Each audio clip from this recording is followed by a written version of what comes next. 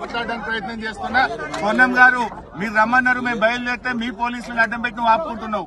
ఇది కరెక్ట్ కాదు పొన్నం గారు. ఇగో పొన్నం ప్రభాకర్ గారు ఫోన్ ఎత్తట్లేదు. పొన్నం ప్రభాకర్ గారు ఫోన్ రింగ్ అవుతుంది, ఆయన ఫోన్ ఎత్తడం లేదు.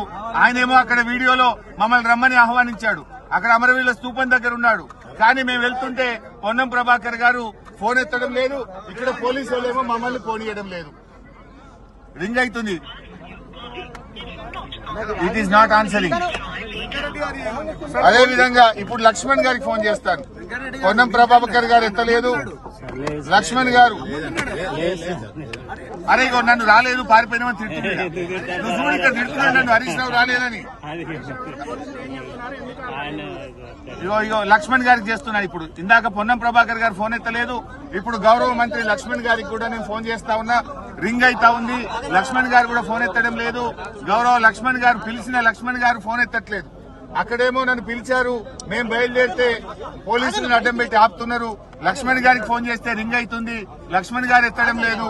పొన్నం ప్రభాకర్ గారు ఫోన్ ఎత్తడం లేదు. ఇప్పుడు నెక్స్ట్ అజారుద్దీన్ గారికి కూడా ఫోన్ చేస్తున్నాను.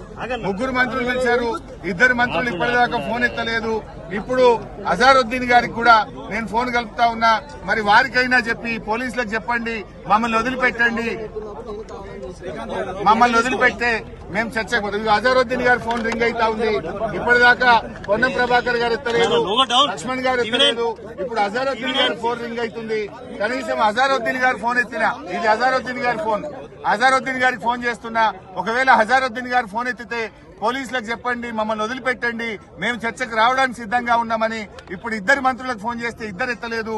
మూడో మంత్రి అజారుద్దీన్ గారు ఫోన్ రింగ్ అయితా ఉంది, ఆయన కూడా ఫోన్ ఎత్తడం లేదు.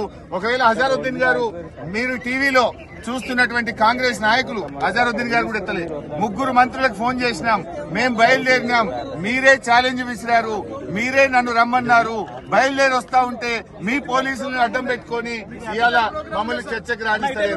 అంటే కాంగ్రెస్ ప్రభుత్వం తోకముడ్చింది, మంత్రులు పారిపోయినరు. మంత్రులు మేమొస్తే వాళ్ళ నిజాలు బయటకు వస్తాయి, వాళ్ళ స్కాములు బయటకు వస్తాయి, వాళ్ళ అవినీతి బయటకు వస్తుందని పోలీసులను అడ్డం పెట్టుకుని ఇక్కడ మమ్మల్ని ఆపుతా ఉన్నారు. ఇది ప్రజాస్వామ్యం కాదు. పోలీసులను అడ్డం పెట్టుకుని రాజకీయం చేయడం కాదు. మీరు తప్పు చేయకపోతే, అవినీతికి పాల్పడకపోతే, స్కామ్ చేయకపోతే మమ్మల్ని పోలీసు వాళ్ళని పెట్టి ఎందుకు ఆపుతున్నారు? మేమేమి చర్చించడానికే వస్తున్నాం, యుద్ధానికి రావడం లేదు, పోరాటానికి రావడం లేదు. మాట్లాడడానికి వస్తా ఉంటే ఇవాళ మంత్రులు ఫోన్లు ఎత్తారు, మేము వస్తుంటే పోలీసులను పెట్టి ఆపడం ఇది చాలా దుర్మార్గమైంది. పోలీసులు మీరు వెళ్ళడానికి వీలు లేదు, మాకు పైనుంచి ఆదేశాలు ఉన్నాయంటున్నారు.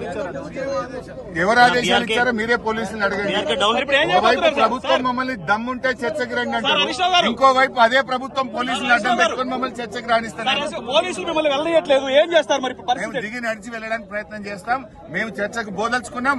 మంత్రులకు కూడా మీడియా ద్వారా విజ్ఞప్తి చేస్తున్నాం, పోలీసులకు చెప్పండి, పోలీసులకు చెప్పి మమ్మల్ని అక్కడికి రావడానికి ఫెసిలిటేట్ చేయండి.